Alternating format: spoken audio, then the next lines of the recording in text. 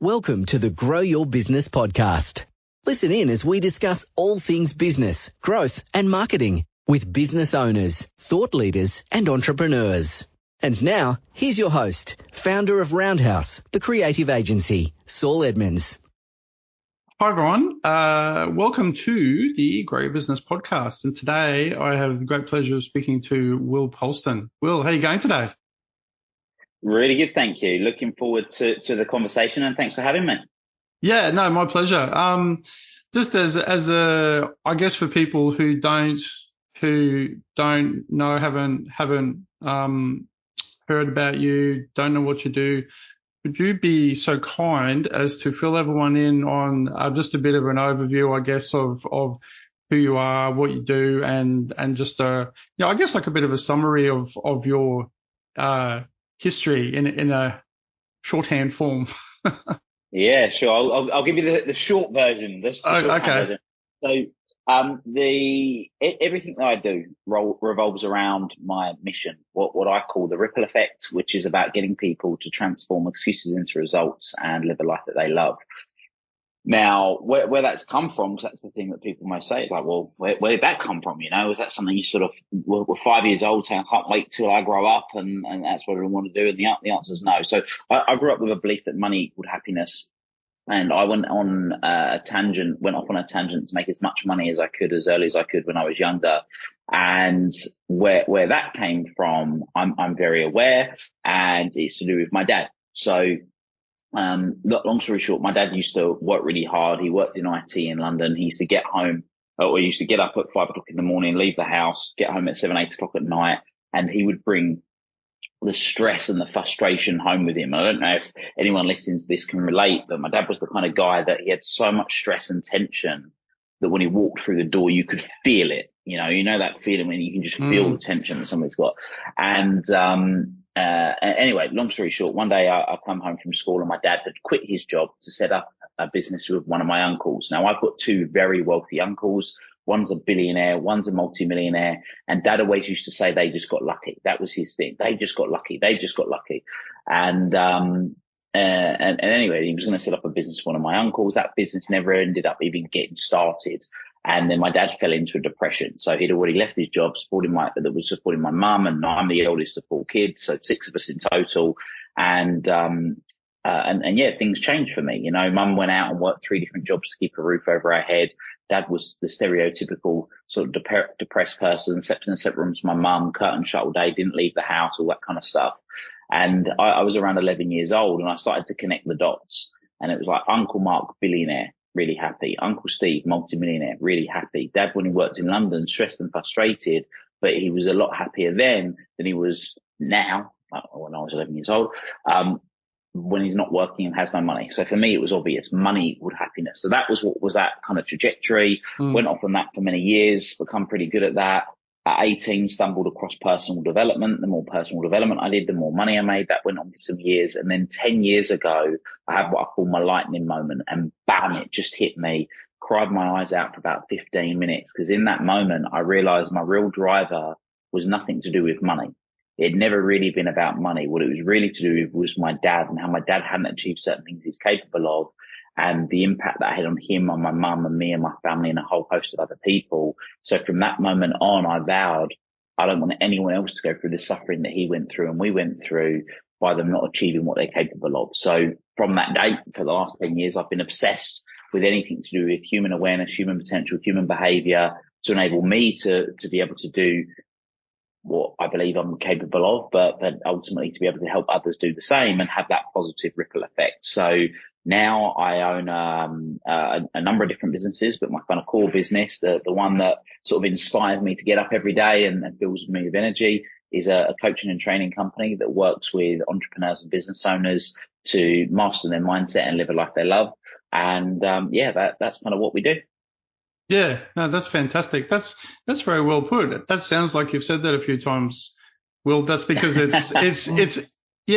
actually had a really good look through your website too, and it's a very I guess the funny thing too is it's very, very easy for people to hear similar stories. And when you hear the same thing over and over again, I guess sometimes a certain immunity that people get to, like the power of those sorts of stories. But I always find, stories like, yours, and they're kind of, in many ways, they're like a fairly common sort of story, like the origin part, especially too. I mean, there's parts of that story that I relate to. I know probably a lot of, well, actually, I can think of like a number of people where that's certainly very relevant. But it's funny how those things are very strong drivers, but not always at the time. It can be like some years later, that then but, like they say, better late than never, hey.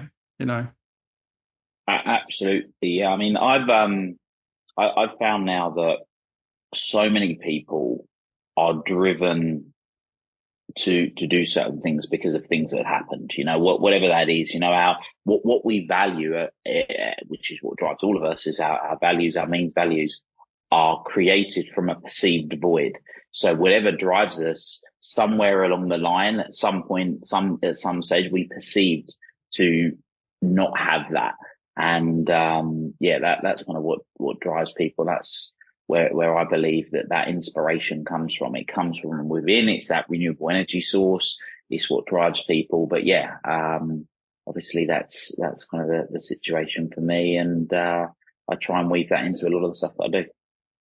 Yeah, no, I say I sort of understand from looking at, some of the work you do, that there's obviously, a lot of people in business. And I guess on that topic, I was really interested. I was having a bit of a think about it. And I was thinking, about leadership too, and about you mentioned like how, leaders should have a North Star purpose. But before I just sort of, I guess, ask you to talk about that a little bit, could you, I guess, speak to the notion of what a leader is, like to give, say, a definition of what a leader is, like from your point of view? That's a really good question. It's a broad question, I know too. Like it's kind of different for some people, I suppose, but I think so. For me, a leader is somebody that influences. That's kind of I would regard that as a leader is somebody that influences. So when we think of all of the different contextual environments in which you may have a leader, whether it's the leader of a country, to whether it's the leader of a family, to the leader of a sports team, to the leader of a business, to be a leader is somebody that influences. And what I think a lot of people don't realize is that they are leaders without realizing, because they're having influence. I've got a 5-year-old niece and a 3-year-old nephew. My niece, Elsie, is a leader to my nephew, Mason. She doesn't realize it. She's never even heard of the word leader. She's learning what Apple is, and she's learning what it is at the moment. But she's a leader. And I believe that to be the case because of the fact that she influences. Now, where that distinction then changes is whether somebody's an effective leader or not, and how effective they are as a leader determines on how quickly, efficiently, and accurately they take those that they're looking to influence from the position that they're in to the position that either they want to get to or that you want them to get to. Yeah. Would you say, there's an element, I 100% agree with all that too. I'd probably then throw into the mix there as well, whilst this probably varies from person to person, but I would say, well, not all leaders, but there's a certain amount of like really great leaders who inspire them too, that they don't necessarily tell, they sort of show, they kind of like show the way, but you still ultimately, they empower you to walk through the door, but you have to walk through the door. They don't like show you how to walk through the door. they kind of like inspire you to walk through the door, if that makes sense. That's Yeah, 100%. And that's why I suppose I use the word influence, because we've all been influenced by somebody that we've never met, maybe even that we've never even heard, but just because we've watched them do what they do, it inspires us. And I think what's interesting is that being inspired and being inspiring sit hand in hand, because if you're inspiring, you inspire others. Yeah. And if you're inspired, you like. I know it's sort of semantics here, but it's really interesting how those elements are applied, because the people that I am most influenced by and most inspired by, I know, or the people that I deem to be most inspiring, I know that they're inspiring because they're inspired themselves. They're living if that makes sense. That's true. So, 100%. Yeah. Yeah. Yeah. No, that's really true. Yeah, it is. Cause it's funny you should say that, because it's a common thing that just sparks sort of a memory there of just about every second, or like almost every, person, whether it's musician, artist, person that I've looked at that I've gone, wow, that's kind of inspiring. There's like part of their conversations, whether it's a doco or you hear them talking to somebody else, they end up talking about how big a fan they are of somebody else. And you go, and there's a very common thread, which is pretty much like for all the ones that I can just think of as we're talking, that all those people are fans themselves. They're always like, and they're usually like, for the most part, they always have the appearance anyway. I'm sure it's true of being like fairly humble, like, and surprised that they even are where they are. They're kind of like, it's kind of amazing. Like, I still reflect. I was actually just listening to like our podcast the other day by Ivan Meisner, the BNI founder, and him talking about his reflections on where he started, and it was kind of this thing of being still amazed of where he ended up sort of getting to. So let me tell you a funny story. Actually, no, I can't tell you that one. But so one of the things that I've done over the years is I've become obsessed with learning about individuals, learning the patterns of behavior of people. And what I will often do is there's a guy over here in the UK called Chris Akabusi. You may or may not have heard of him. And one of his famous quotes is, "Don't look up to people, look into them." And what I do is I like studying people, studying patterns of behavior. And what I'll often do, if there's somebody that inspires me, I'll learn about them and I'll absorb information, which in today's day and age is easier than ever. Podcast, YouTube, books, like we've got great access to learn about these people. And what I learn very quickly is almost like the succession chain of people, right? So let's use Tony Robbins, for example, right? Tony Robbins was inspired by Jim Rohn. Jim Rohn was inspired by Earl Shoaff, right? So that's three people straight away there. Then you look at people like Bob Proctor. So I'm talking about some people in the personal development industry, but Bob Proctor was inspired by Earl Nightingale. Earl Nightingale was inspired by Napoleon Hill. Like, so we start to repeat. Then you go back as far as people like Socrates. Socrates inspired Plato. Plato inspired Aristotle. So there's always this chain of events. But the one that's is really interesting. There's an American entrepreneur called Mark Burnett. And when Mark Burnett first moved to America, he would sell T-shirts on Venice Beach. And he was inspired by a book that he read called The Art of the Deal by Donald Trump. Fast forward 30 years later, Mark created a TV program called The Apprentice that Donald Trump was on. And then Mark ended up giving the inauguration, I can't say the word, speech when Donald Trump became president. So he was inspired by his book 30 years before that when he was selling t-shirts. And that's then where it got to, so much so that Donald Trump is now getting that guy who inspired him is inspired to give his speech when he first became president. So there's loads of these examples when you look for them. Yeah, no, yeah, I love that sort of circular sort of synchronicity of how things, and it's always, it's kind of nice, like even especially with those, because I think they're ultimately extra relatable even when you don't know the person, when you hear that story, because there's yeah, I mean, I've got little versions of that, of you're inspired by things and you end up meeting somebody or working with somebody that you've been a fan of, or you've looked at from afar, or they had some inspiring small moment like that one that you just mentioned. Then years later, you're working with them, and it's kind of like it's a great happy story just on its own merits. Ultimately that's like that relatability. It's like a little sort of fairy story in a way. It's nice. And those but just getting back then, I guess, to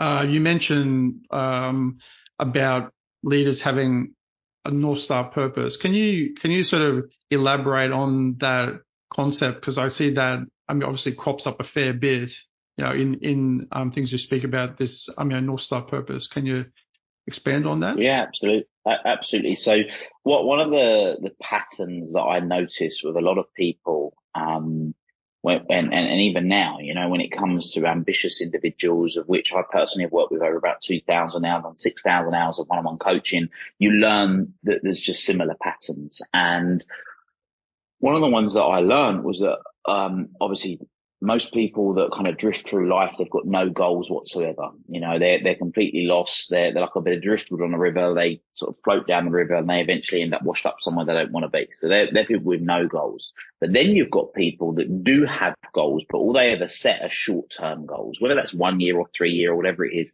And they go all in on this goal. They set the goal. They achieve it. Great. You think that's a win. Then they go, right, I've achieved my goal. Now I'm going to set another goal for another year out or 3 years out, whatever it is. And they go all in and they achieve that one. Great.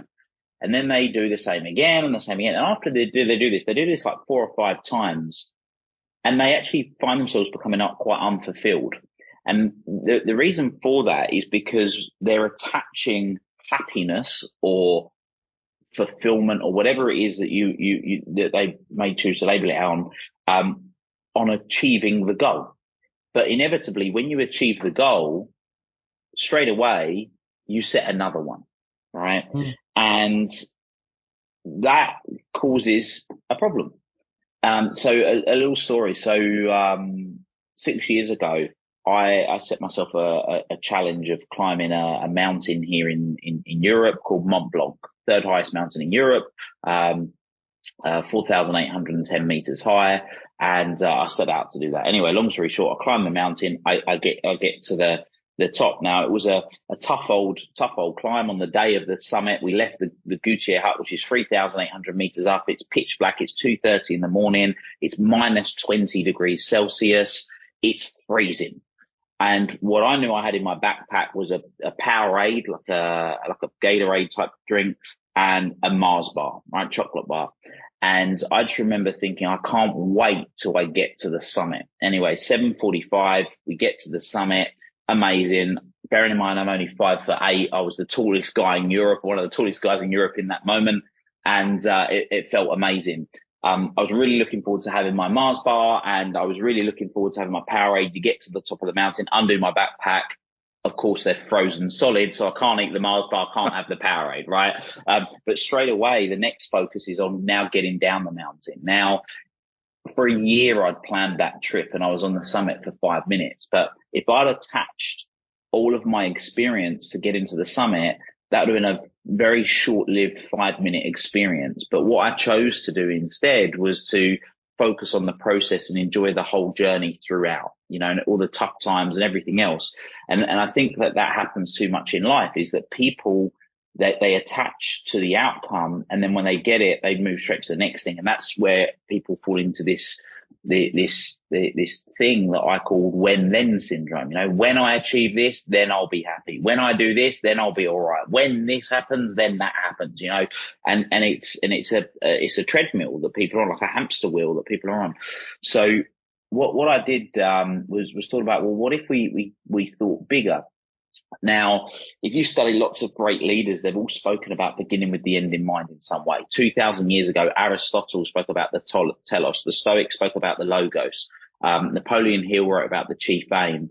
Robert Greene talks about planning to the end. Stephen Covey talks about beginning with the end in mind. They've all spoken about beginning with the end in some way. And then I thought about this famous story, which you've probably heard of. It involves a baby born in December a couple of thousand years ago, and there were three men, supposedly wise, all carrying presents, and they found this baby born in this stable by following the North Star. Now, what was interesting about the story is that they achieved their goal of finding this baby, but they never actually went to the North Star. And that's where it hit me. That's where it dawned on me. I thought, what would life be like if we spent our whole life working towards something that we accepted we were never going to achieve? So then we could detach from the outcome and we would focus on the process. We'd fall in love with the process. Then every single day, it's about expansion and growth of fulfillment rather than thinking we're not there yet. And that's the whole idea. That's the whole concept of having this North Star. It's about having a goal in life that's the equivalent of trying to empty the sea with a spoon. It's something you accept you're never going to achieve, but you can strive towards it every day, knowing that every day you're striving towards it, you've got an ever-growing feeling of fulfillment as you're working towards it. That's an interesting observation, Will, and I think that's the ultimate sort of truth too, because I just know from observation about how I feel. In fact, I was just talking to my wife recently about this because we're doing some renovations and things that have been going on for a while, and then there's other things that happen in the business. And I was saying to her the other day, because this is like a constant thing that just sort of didn't necessarily dawn on me, but I was like, the process is always where it's at. Like the process, the fun part in everything. Like I play squash too, right? So, and I was saying, because I've been sort of analyzing, going like, how could I go better and doing this and playing this person, blah, blah, blah. And I'm going, and everyone then at squash too has the same view. Everyone likes to win, right? But I can more often than not have a way better experience and fulfillment from playing if I lose and have a really tight, hard-fought match that's been fantastic, fun, intense, come out of it going, that was awesome. I still lost, and I don't care one scrap because the experience was the experience, but then I can win conclusively and kind of feel nothing. Like I feel it's like, that's great. Like I don't feel like, well, I don't care about that, but I do not feel the same sense of fulfillment. And that observation is kind of like I find often in sport or smaller intensive, time periods, especially with like things like sport or physical things, they're kind of heightened in that sense. You go that there's a range of emotions like pushed into a short span of time, and you come out of it going, whoa, that was a bit of a whirlwind. And then you go, that's interesting. And it's like the process too of doing these things that are going to be great when they're finished. Like the renovation is going to be great. We want that to happen. But the process and seeing the photos, I was just like, I'm saying last night, actually, I was saying, I love seeing all the photos of things looking unfinished, all that process. I love looking back on them. And that obviously ties very much into what you were saying. I think like the journey is always the fun part. That's always like the best part of it. It's like the going up the mountain is where you end up seeing all sorts of stuff on the way. You're looking at like the nature of the path. You're feeling the cold, like you're talking to people, and then you get to the top, and that's awesome too. Beautiful view. But then that's fairly short. I mean, realistically, that's a very tiny part of the whole experience too. So I think that's like a really interesting observation of having this idea of acceptance of a goal that like a much higher goal, which in a way like is, I mean, I would probably say there's a part of that's religion for some people addresses too, of having a higher, a higher purpose. And, that's like for those people that, and then other things too. But I think that's wonderful, Will. That's really interesting. Thank you. I'll add the thing that you said about getting beat in sports. I've played a lot of sport over the years, and one of the things that was really profound for me was when I differentiated the difference, as subtle as it seems, between losing and getting beat. And for me, getting beat is when I've given it my all, but the person beat me. They're better than me. Yeah, better for on me, the day, losing. Yeah, exactly. Whereas losing for me was when I didn't give it my all and that person won. And for me, there's that difference, and it's so profound, like a quote that I love is, don't give it your best, give it your all. So if you use an analogy of press ups, if I said to you right now, bang out as many press ups as you can, and then I don't know, strong strapping man that plays a lot of squash, you might do 50. Let's say you do 50. And I'm not gonna check. I'm not gonna make you do it, so you can relax. But if I said, and you do 50, and I go, have you given it your all? And you're yeah. And then okay, fine, stop. So then you stop, and then we break for 5 minutes, and I go, right, give me more press ups. And then you go, and this time you might get 40, right? And then you stop. Well, doing your best was 50, but giving your all is going as long as you can, even if it means you have to break. So if you do 50, then 40, then 30, then 20, then 10, then 5, then 3, then you get that very last one out. I don't even know what that adds up to, but it's a lot more than 50. That's giving your all, whereas giving your best is just that first shot. Yeah, no, that's right.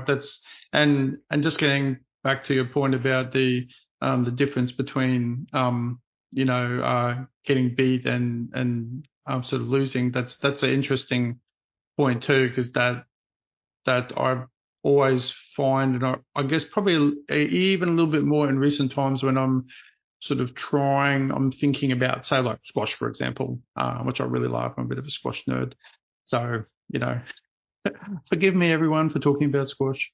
But like the level of when you get really into anything and you think about it in a more intense kind of way, I find the benefits of doing that often flow into like other areas too, because it's kind of the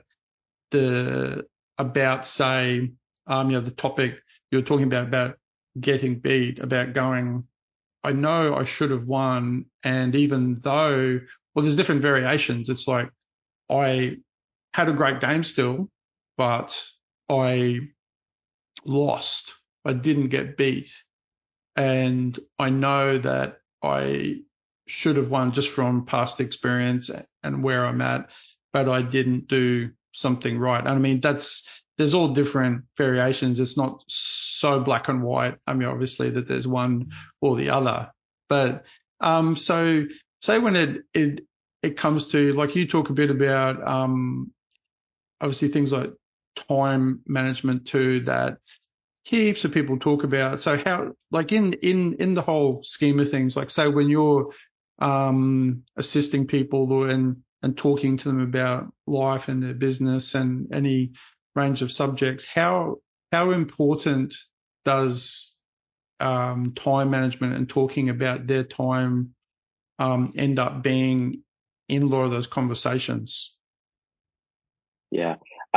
For me, it's fundamental, because once you've established what you want to achieve, whatever that looks like, and we talk about the North Star, which is the end purpose, but there are still goals that we strive towards, right? So I reverse engineer it.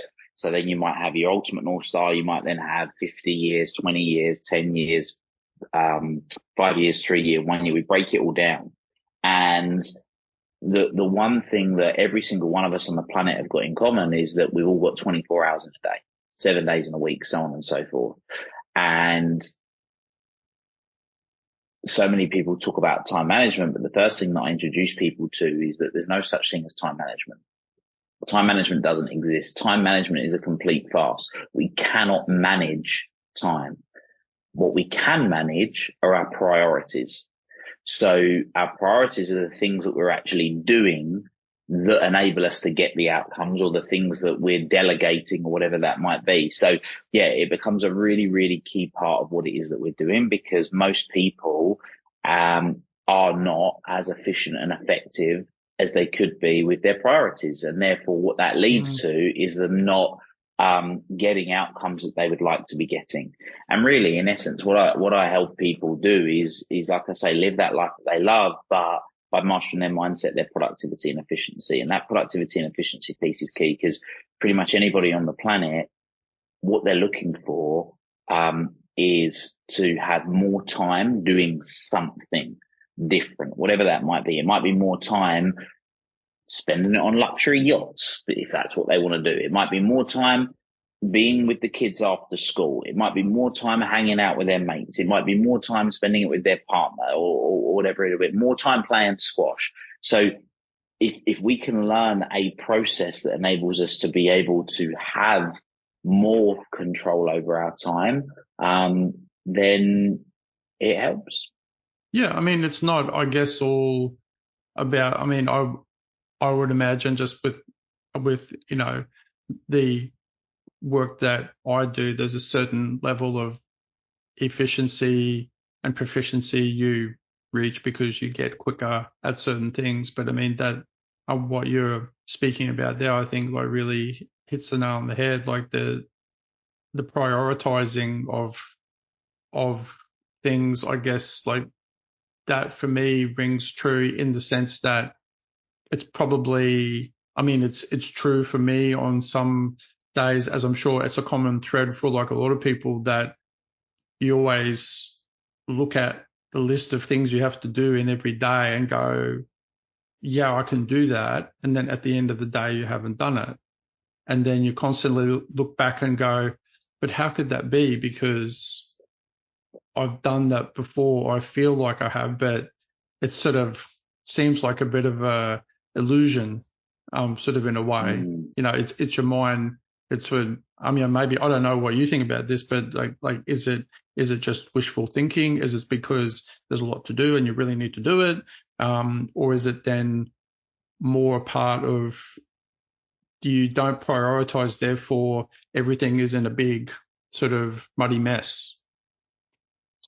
Could be a combination of any of that. But what it really boils down to is, if you don't fill your day with high value activities, your day gets filled with low value distractions. So it's a case of identifying, by using a bit of foresight, right, what are the key things, the most highest value? And when I say highest value, I don't necessarily just mean in monetary terms. I mean highest value in terms of enjoyment, highest value in terms of energy, in terms of how something energizes you.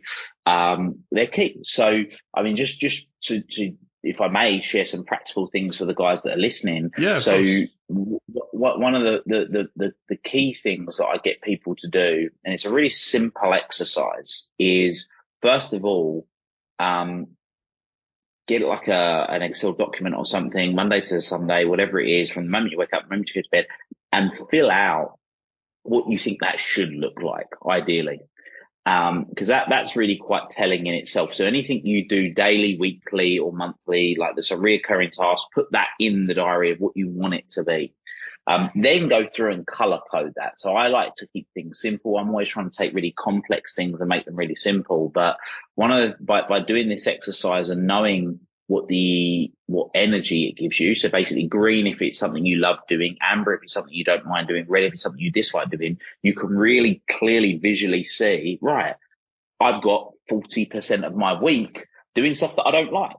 I've got 20% of my week doing stuff that I do like. And I've got another 40% that I don't really mind doing. And that's actually the most dangerous one when we're doing the orange tasks, because we don't really love them, but we don't really dislike them. So we kind of keep them regardless, right? So that's something that's a really powerful exercise. And then the goal is obviously to try and make the week as green as possible, right? So how do we go out and do that? Well, first of all, we've got to look at, our tasks in terms of from a value perspective. So there's a process that I go through with people that enables them to basically work out how profitable the tasks they are that they're doing. So just out of interest, the majority of people listening to this, are they business owners, entrepreneurs, or just a real blend of different people? Who would you say? Yeah, there'll probably be a lot of people who run their own business, but it's going to be a mix. Yeah, all sorts of people. Yeah. So just as because this does apply to anybody, and I can explain how it applies to anybody, but I wanted to try and tailor it to the majority of the listeners. So let's say you're in business, right? So first of all, you make a list of everything that you're doing, absolutely everything you're doing, as a task. Then we end up with 6 columns. So column number 1 is all your tasks. Column number 2 is how many hours you spend doing that task a week. So if it's, you spend half an hour doing it, is 0.5, you spend 5 hours doing it, it's 5, and so on. Then you, in the third column, you identify how much income that produces per hour you doing that task. And for a lot of these tasks, the answer is going to be 0, right? And that's okay, but that's what it is. Then the next column is how much, it would cost you to delegate it out. So whatever that would look like per hour, you work that out. Then the next column, we're identifying on a scale of 1 to 10, how much do you love doing that task? So basically, how much meaning does it give you? So 10 is it something that's really meaningful? 1 at 0, because I've seen a lot of people in the past, they've gone, if you've got a £10 an hour task or a £20 an hour task, you need to delegate that stuff, right? But let's say you have kids, and yes, you could get a nanny to drop the kids to school for £20 an hour, and you could go and do that bit of consulting work, or $20 an hour or whatever, and you could go and get you could do a bit of client work for $100 an hour.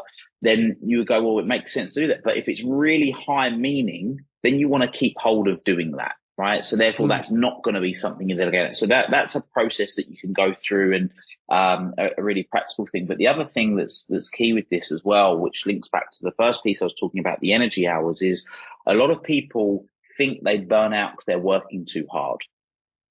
Nobody burns out because they're working too hard. People burn out because they're not spending enough time doing the stuff that they love doing.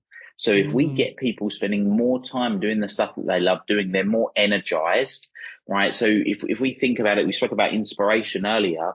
When you live other people's values, so you're doing things that kind of are important for other people, I know if people are living their other people's values because they're using language like, I have to, I need to, I ought to, I should to.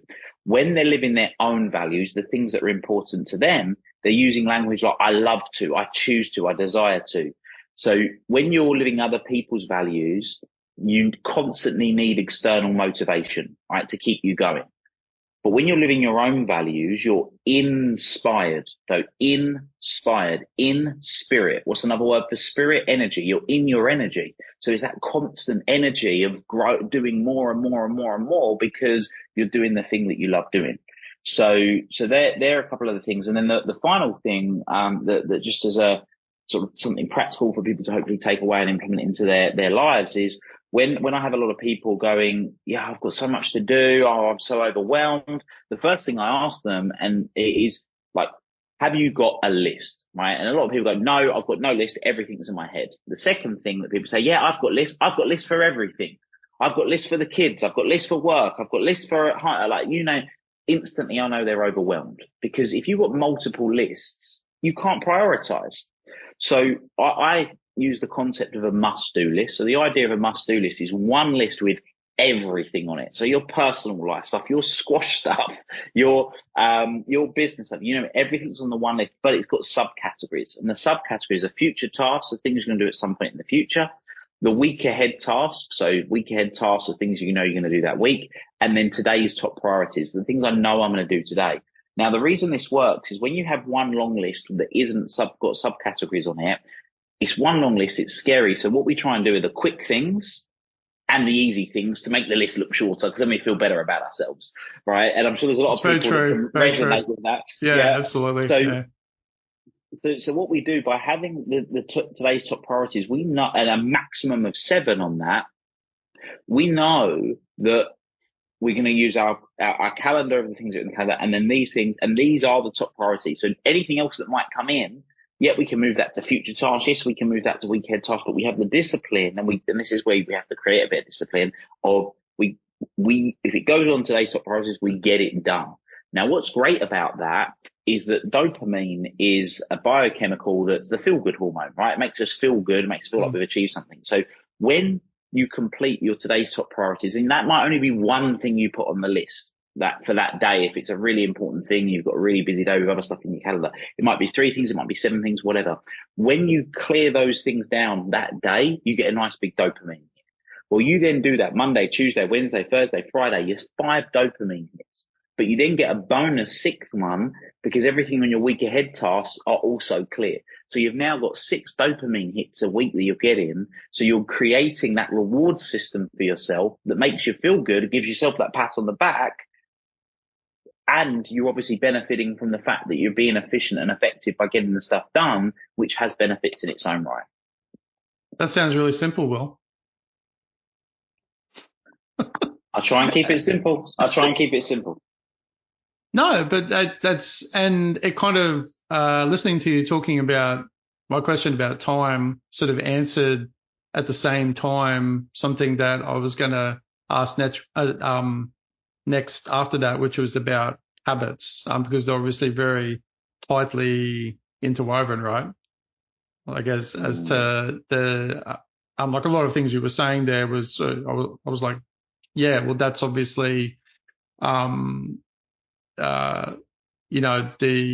order to do A, you need, like they're both, I guess, complementary in that one's going to feed the other. Would you say that's true? Like in that, say you're, creating or maybe you can expand on this as to, does one come first? Like forming good habits need to come first before you, start implementing, not good time management, but like you were saying, prioritizing it, or is it the other way around, or do they both sort of interchangeably work together? It's a good question. I think that actually the decision comes first that, I want to change the way that I operate my time. And then it's the process of habit creation that keeps that going. So, that the habit loop is something that was made famous by Charles Duhigg in his book, The Power of Habit, but it was actually something that was identified by a researcher at MIT. And what this researcher discovered was that any habit really has 3 components. It has a trigger, which is something that enables you to first realize that you're going to be doing the thing. The thing itself is the habit. So it's the actual action of the thing that you're doing. And then the reward is what you get having completed it. So if we use something simple that everybody on that's listening to this can relate to, is brushing your teeth, right? So for me personally, when I walk into the bathroom, I see the toothbrush and that reminds me to brush my teeth, right? So brushing my teeth, I've seen it. So that's the thing that's reminding me. That's my trigger. I'm brushing my teeth is the action, but the reward is that nice, smooth teeth feeling when you brush your teeth, that minty, fresh breath that I have having cleaned my teeth, right? So that's just one example of doing it. I've got another situation. So this is an interesting one. So I'm really quite into life longevity. I've been following a few key people in the world of life longevity. So I've started taking some supplements that are gonna help me with that. And, what the way that it works is I get out the shower in the bathroom. I have them on the side, and seeing them is the trigger. So I've created what's known as a habit stack, because the best way of creating new habits is to link it in with something else you're already doing, right? So for me, that's, I have the shower, I get out the shower, I then take my supplements. There's a few that I take, and I finish taking a supplement called NMN, and it's like a powder. I put it under my tongue, and I quite like the taste of it. So that for me is a reward. I like that. And that's then what gets me, and then I go on and I get on with the rest of my day.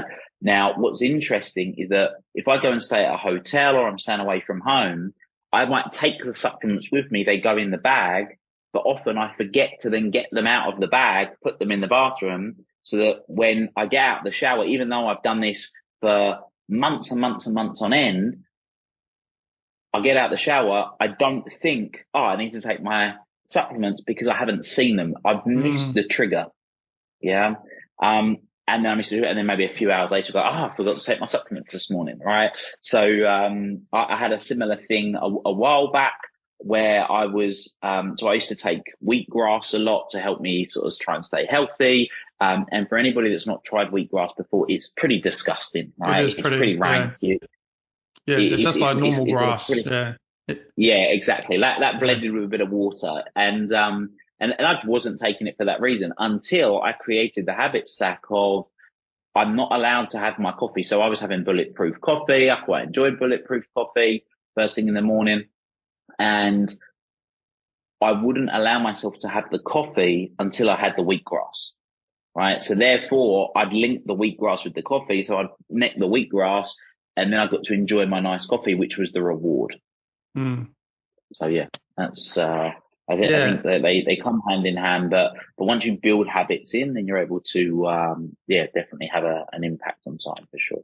Yeah. So I can sort of see, like, as we're speaking about these things and you're explaining them too, because the next thing I was going to sort of ask you about was when you're talking about, unlocking people's potential too. So I would imagine, and you can elaborate on this then too, is that these things we've been talking about, like, your time, prioritizing, having good habits, am I correct in sort of assuming that, on the way to say that point, whether it's a single point for people or like a slow burn over some time where people have either like a realization or like I think you mentioned, like you have a lightning sort of moment about that. Like I'm sure there's probably different for people, and you can expand on that too. But do these other things, like how important are forming like good habits? How important is getting this improved prioritizing of things in order to get to that sort of unlocking stage? Like, are they really crucial things? So you start to form this sort of thing that builds up to that, or can that happen, or in your observations, I guess, of when that happens to people or yourself then too, is that often a requirement for that to happen, or is it like a separate thing altogether? It's a really good question. So what I've found is, when I'm working with people, I have done my best to try and make it a scientific, process. And basically, I suppose that's a better way of putting it, is turning into a science.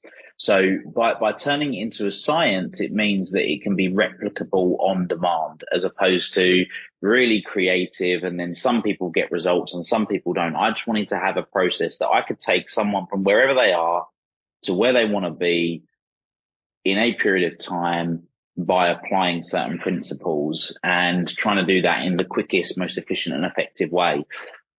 Now, that's challenging because every single person is unique on the planet, right? But there are definitely some common factors. And what I realized is that most people have got some form of limitation of what they perceive themselves to be able to do.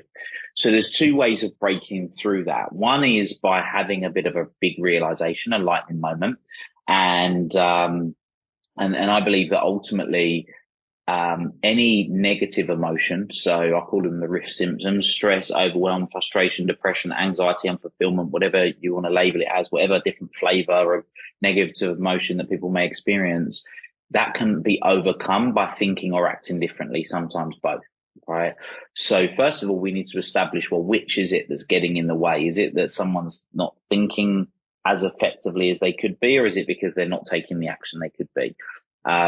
And a really simple way of doing that is taking out a piece of paper, drawing a line down the middle and going, right, what's everything that you want?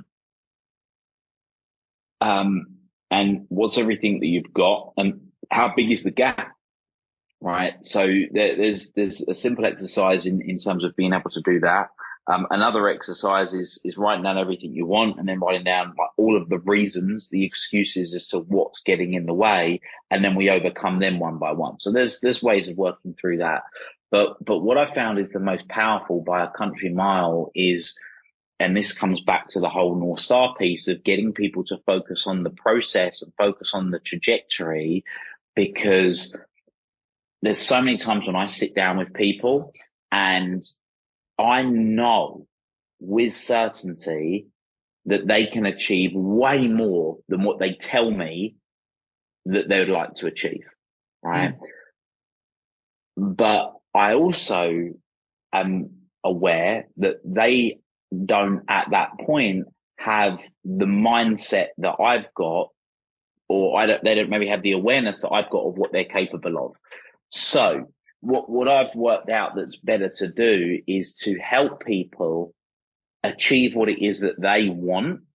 And when they realize, wow, I've just applied this process, it got me what I want, then that gives them the confidence to now think bigger, right? Because for a lot of people, if you say to them, right, you can achieve something that's 10 times greater than what you achieve right now, like it's like water off a duck's back, because they don't believe in it themselves. They don't believe it's possible because they haven't got to that. So if we get them to that stage where they've done that, and then they do that once or maybe twice, they go, wow, this is really what would actually happen if I did now go to do X, Y, and Z, that's much greater, which is where the expansion piece comes in. So, I'm not sure if I've answered your question, or not. No, but, totally. No, you answered in probably a more expansive, more interesting way. But I think too, like that I guess you touched on there too, like the power of like how thoughts actually become actions as well. So can you sort of expand on that too? Because like for me anyway, I mean, I don't know what you think, but that seems to be like a core underlying important point. It's sort of something that I'm really interested in terms of not just the esoteric idea of, focusing on things and then, and putting, but it's that sort of underlying concept of what you touched on too about negative energy, which in turn is also that positive energy you put into things. For me anyway, like is a really fundamental underlying thing to everything. That's going to have a huge influence on like all the things we've been talking about, which I mean, kind of sounds like common sense, and it is, but can you expand a bit more on what you think about that, about how important that actually is? So my company, before we rebranded, used to be called Make It Happen, because for me, I'm super pragmatic. That's why even when we're talking about the time stuff, don't just want to talk about the theory. I want people to have stuff that they can actually put into action. Yeah. And I'm a big believer in intelligent action. So my whole coaching philosophy, I've studied lots of different modalities and I do lots of stuff. I try and take complex stuff and make it simple, but my whole framework is exactly that. It's simple. Get absolute clarity of where you are, absolute clarity of where you want to get to, create absolute clarity on what that journey looks like. Then take intelligent action. So action, not just action for action's sake, but intelligent action that's aligned with your values and your goals. Break that down to micro action. So like when we're reverse engineering it, you could have an ultimate goal that you're never going to achieve, then have your 50-year goal, your 20-year goal, your 10-year, your 5-year, your 3-year, your 1-year, your 90-day, your 30-day. Then you got your weekly actions. Then what I'm going to do today, like have that micro tiny action of the thing that you're going to do to get you started. So and this is a great example of this. So 10 years ago, I had this big realization. I wanted to empower people to live a life they love. That's kind of what I wanted to do. I was so pumped, and inspired by it. I went home, I registered a company online. The next day I went to the bank, I set up a bank account. So I was really taking action, and then I did nothing. Right? I said, so this is the when I'm successful, then I can start trying to help other people, coach other people, do whatever, right? Yeah. And did nothing for a few years. Now, I was working in London at the time. I left the city. I set up a renewable energy business. We were growing that, growing. We had 85 staff. Then government changed legislation, killed that business overnight.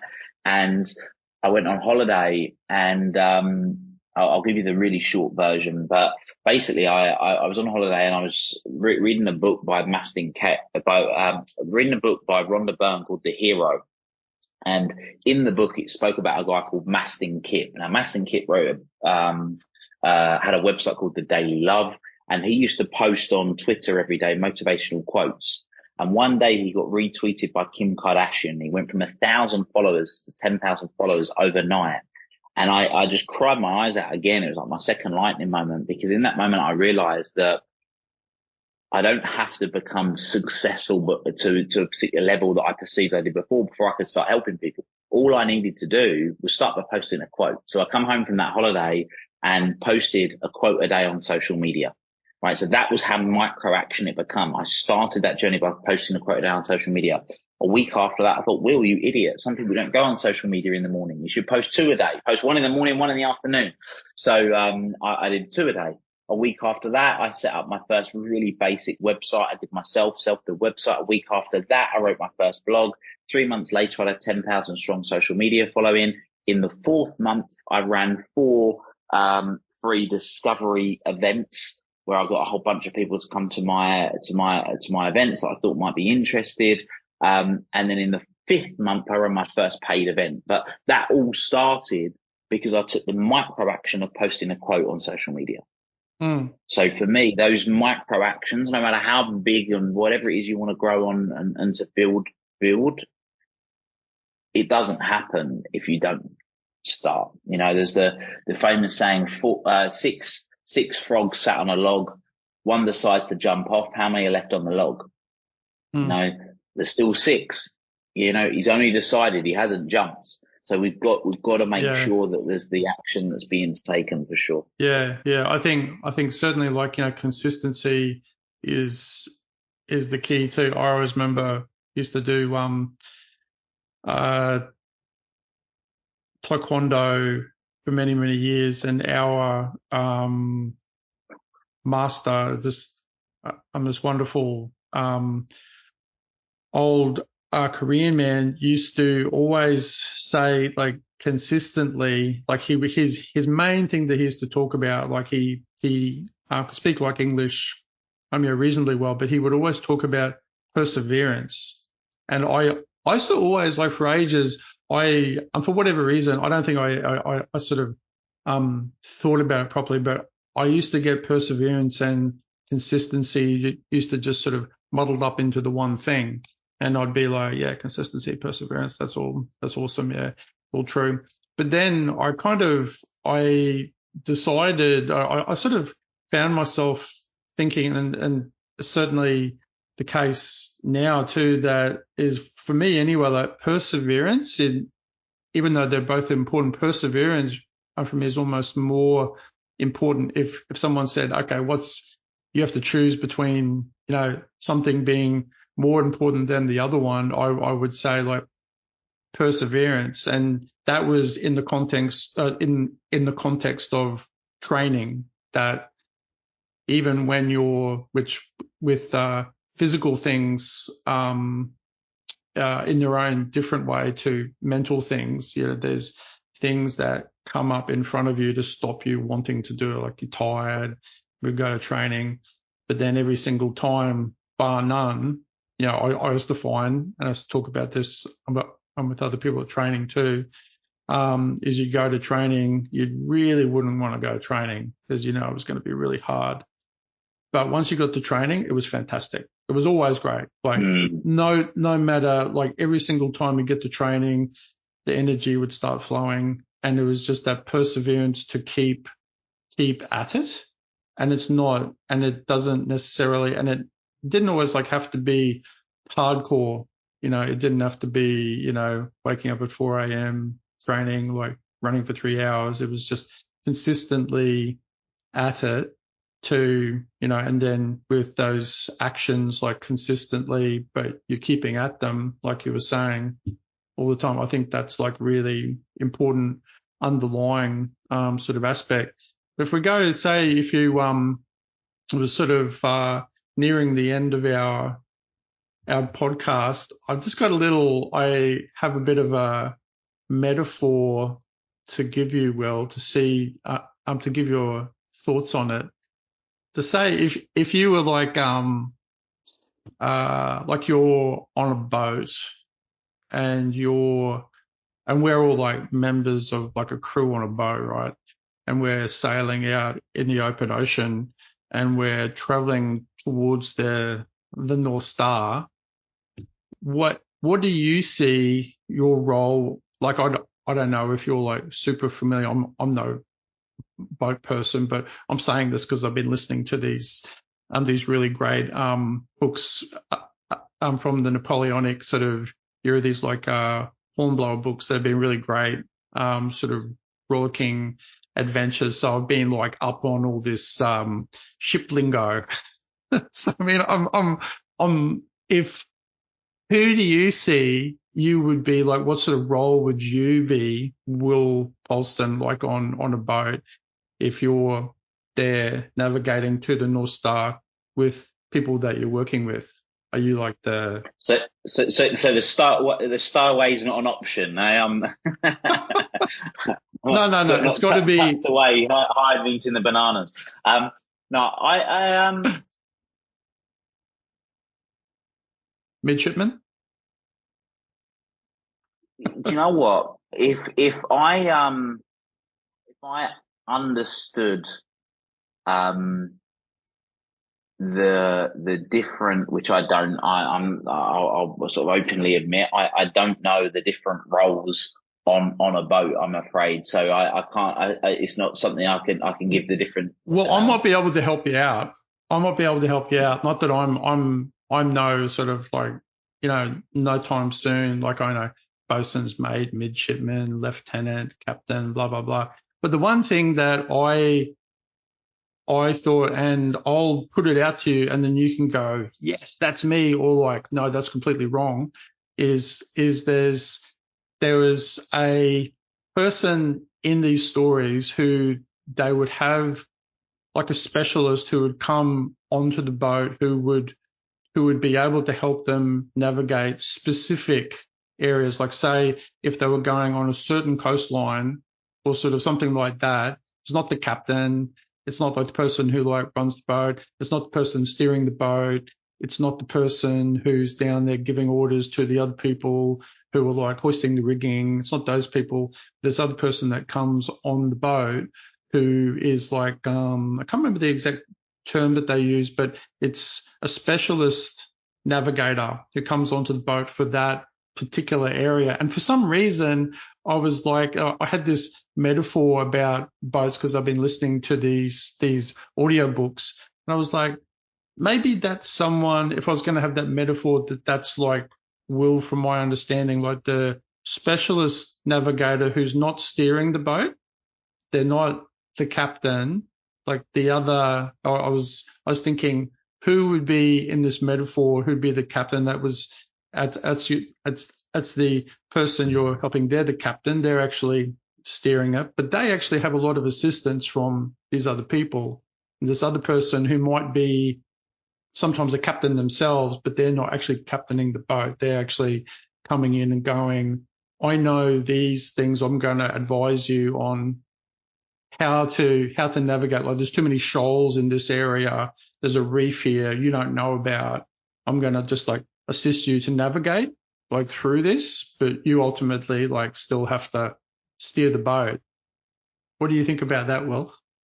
Yeah, I think that would be pretty accurate. I suppose with a lot of the work that I do with people, look, we've got some practical things that we're helping people with, but the majority of what I do is I'm using strategic intervention, which is just a very fancy way of saying I ask people questions, right? So I ask them questions, and the result of those questions is that they think differently, because if they think differently, they act differently. If they act differently, they get different results. And that's really the business I'm in. I'm in the results business. How do we take people from where they are now to where they want to be, personally, professionally, financially, as quickly, efficiently, and effectively as possible?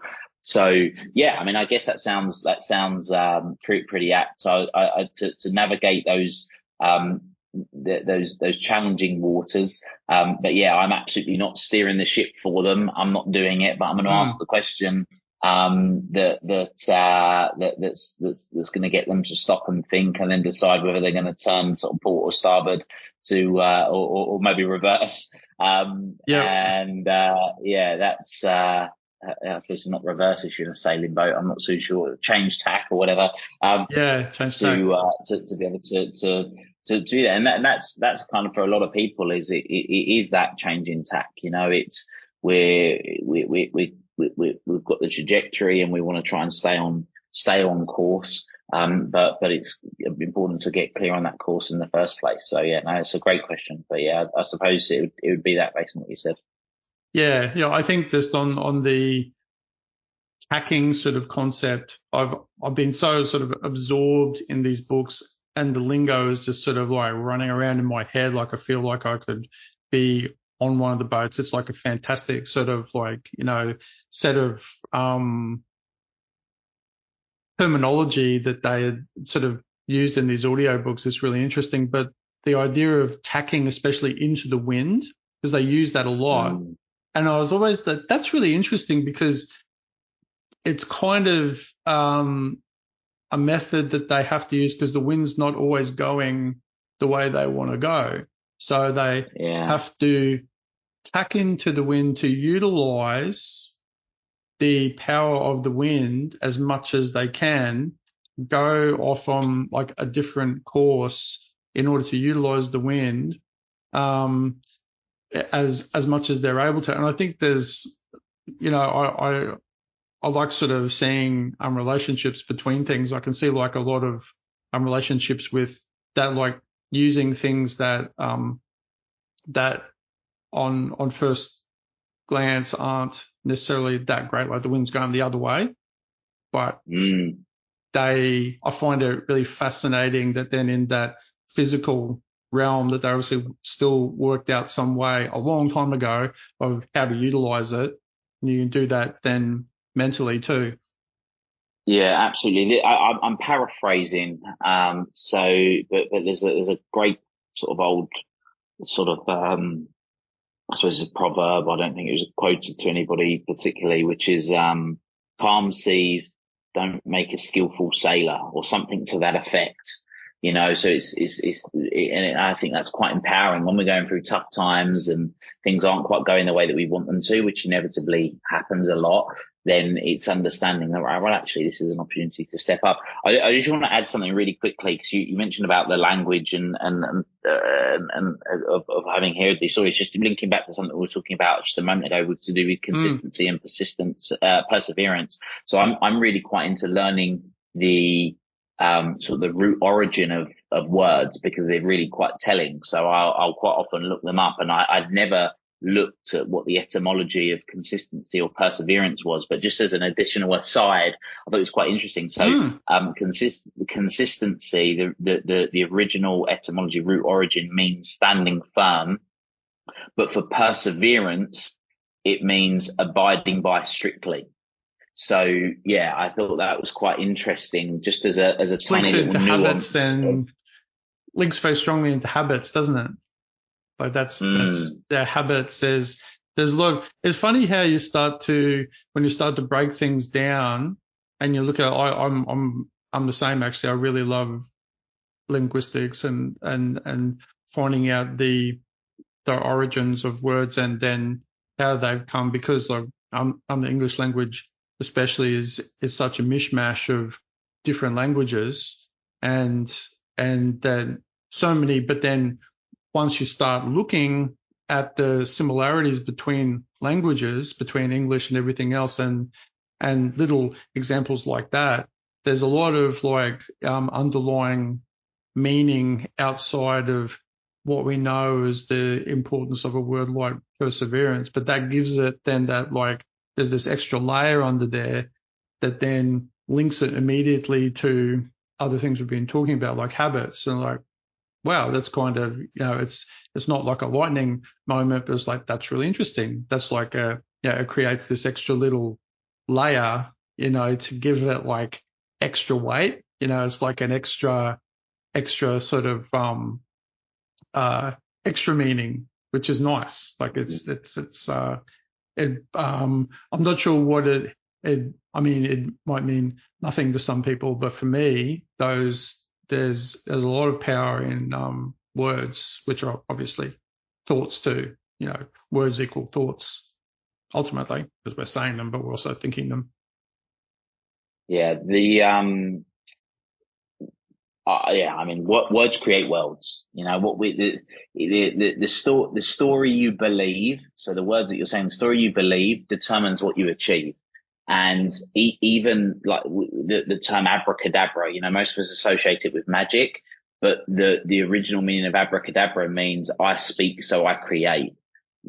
So we've got to be really, really careful of the language that we're using, because it does determine, how we live our lives. Yeah, very, very true. I think that's a great way to finish things, Will. But just before we finish, I will get you, however, if you'd be so kind as to give everyone listening a quote that you either like or you find is relevant, or you just want to share with everyone because you think it's great. Oh, so many. I'm going to go with one that I actually have framed on my desk, and we're talking about sort of perseverance and consistency as kind of one of the finishing parts of the conversation. And so I think it's quite apt, which is, I have a quote on my desk that literally says, "There's no such thing as lack of resources, only a lack of resourcefulness." So yeah, that's going to be my quote. That's a great one. Yeah, that's great. Yeah, I love a good quote. And could you tell everyone too, just as a final note, tell everyone how to best learn more about you, what you do.